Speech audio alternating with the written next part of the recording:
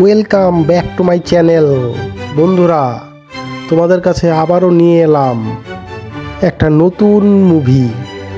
বন্ধুরা, এর আগে আমরা অনেক কয়টি মুভির রিভিউ অনেকেই জেনে নিয়েছি। তো বন্ধুরা, তার মধ্যে অ্যাকশন, কমেডি প্রভৃতি সিনগুলোতে লক্ষ্য করা যায়। বন্ধুরা, তার মধ্যে হলো final destination, Romeo S3, red 2, ভুল চুক মাফ। এই মুভিগুলো রিলিজ হওয়ার সাথে সাথে দর্শকদের মন জয় করে নিয়েছে। তো এবার বন্ধুরা, তোমাদের কাছে যে মুভি নিয়ে আমি এক্সপ্লেন করব, থাম্বনেল দেখে তো বুঝেই গিয়েছো। তো সেই মুভিটি হলো দি প্যারাডাইস র স্টেটমেন্ট। হ্যাঁ বন্ধুরা, দুর্ধর্ষ অ্যাকশন মুভি, সেই বিষয়ে তোমাদেরকে আমি রিভিউ দিতে চলেছি।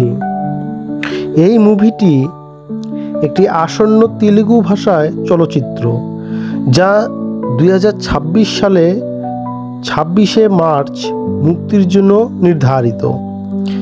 এই চলচ্চিত্রটি পরিচালনা করেছেন শ্রীকান্ত ওডেলা, যিনি দাসারা চলচ্চিত্রের জন্য পরিচিত। মূল চলচ্চিত্রে অভিনয় করেছেন ন্যাচারাল স্টার নানি। চলচ্চিত্রটির প্রথম ঝলক এর স্টেটমেন্ট 2025 সালে 3রা মার্চ মুক্তি পায়, যা দর্শকদের মধ্যে ব্যাপক আগ্রহ সৃষ্টি করে। র স্টেটমেন্ট একটি ডার্ক, বিক্ষুব্ধ এবং সমাজের অন্ধকার দিক তুলে ধরা একটি চলচ্চিত্র।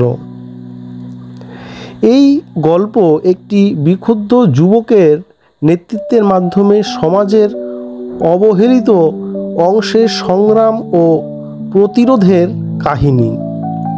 চলচ্চিত্রটির প্রথম ঝলকে ঝুপড়ি অঞ্চলে ছড়িয়ে থাকা মৃতদেহ এবং আকাশে উড়ন্ত কাকের ভয়াবহ দৃশ্য দেখানো হয়, যা সমাজের অবহেলিত অংশের দুঃখ দুর্দশাকে প্রতিফলিত করে।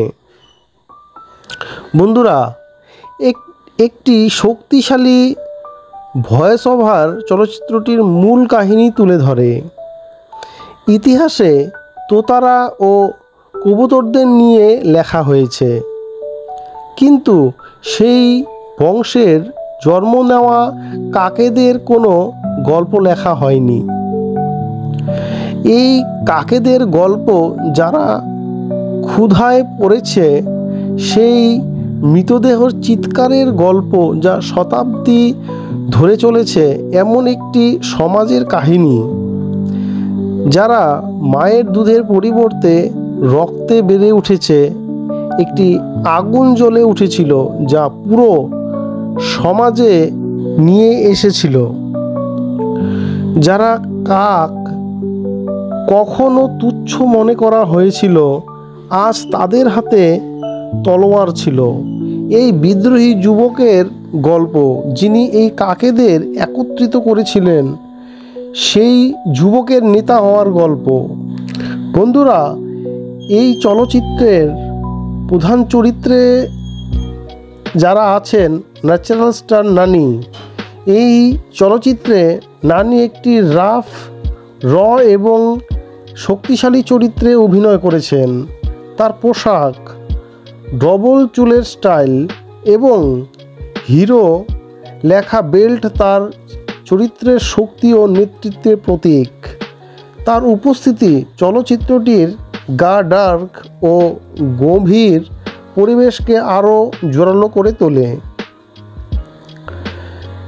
এবং তার এই চরিত্রের জন্য মুভি দেখার পরে অবশ্যই বন্ধুরা আমাদের প্রত্যেকেরই গা শিউরে উঠবে। তো বন্ধুরা, সিনেমাটোগ্রাফিকে যে আছেন জি.কে. বিষ্ণু চলচ্চিত্রটির চমৎকার দৃশ্যায়ন করেছেন। বন্ধুরা, প্রতিটি দৃশ্য চলচ্চিত্রটির শক্তিশালী আবেগ ও উত্তেজনাকে প্রতিফলিত করে। সঙ্গীতে যারা আছেন তারা হলো রকস্টার অনিরুদ্ধ রবিশন্দের সঙ্গীত চলচ্চিত্রটির উত্তেজনাপূর্ণ মুহূর্তগুলিকে আরও জোরালো করে তোলে। তার সঙ্গীত চলচ্চিত্রটির আবেগ ও উত্তেজনাকে বাড়িয়ে তোলে।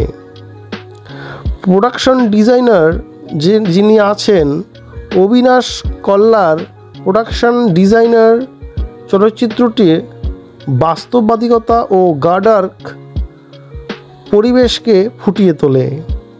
প্রতিটি সেট ডিজাইন চলচ্চিত্রটির শক্তিশালী গল্পের সাথে সামঞ্জস্যপূর্ণ। র স্টেটমেন্ট চলচ্চিত্রটি তেলেগু, তামিল, হিন্দি, ইংরেজি এবং স্প্যানিশ ভাষায় মুক্তি পায়।